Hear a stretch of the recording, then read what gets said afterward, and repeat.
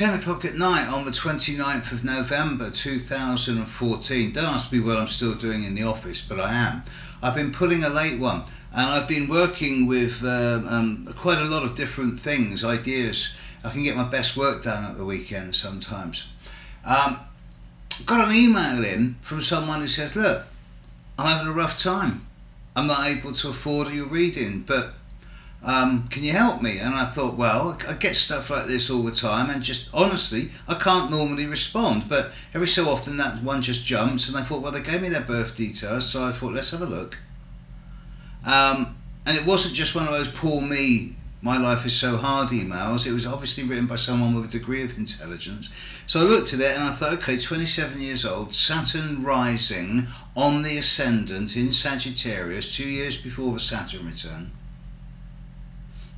And it made me realise how different perception of Saturn's energies is depending on the age group. Now, this is not rigid.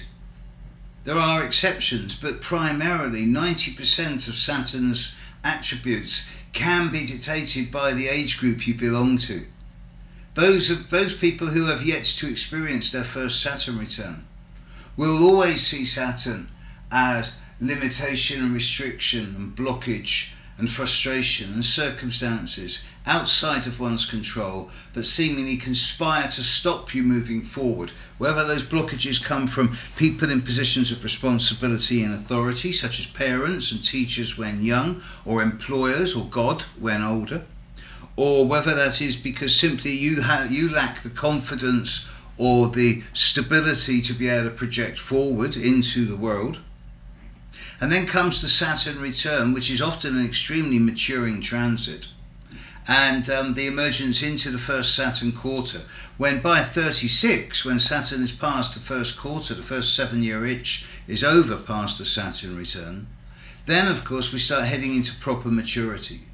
And as you get into the second Saturn cycle, so Saturn ceases to be so much blockage and structure and boundary and restriction, and instead becomes far more words like order, discipline, admittedly hard work, but self-imposed boundaries, and living within your own boundaries, restrictions and limitations rather than those pushed on you by others.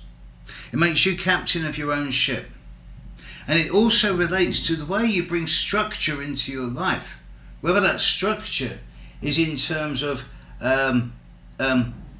the way you structure your home and family, the way you structure your professional environment, the way your bone structure is, the relationship you have with your teeth, and whether you have arthritis or rheumatism.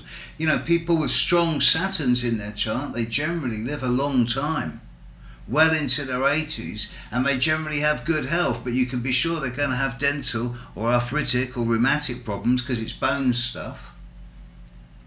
Saturn people often end up in some type of career that brings structure, whether it is bone structure as in shiatsu, massage therapist, dentist, chiropractor, building structure as in carpenter or bricklayer or architect, or legal structure in some type of capacity.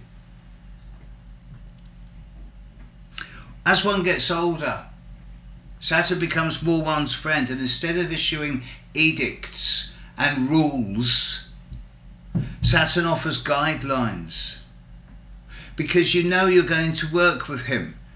If you work with him, then you naturally assume a degree of self-responsibility, gravity, and almost invulnerable authority. You know he's on your side. Of course there are rules with Saturn. You have to do everything the hard way. There are no shortcuts. It takes years and years. It takes at least 7 years to consider yourself even started on the path with Saturn. But invariably, people with a difficult Saturn, conjunct or opposite the Sun, the Moon, the Ascendant, or conjunct Venus or Mars.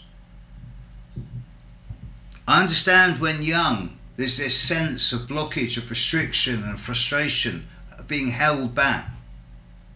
But believe me, it's more than compensated for once you're into the second half of your life, when Saturn brings such a degree of self-confidence, the like of which other people just really don't get.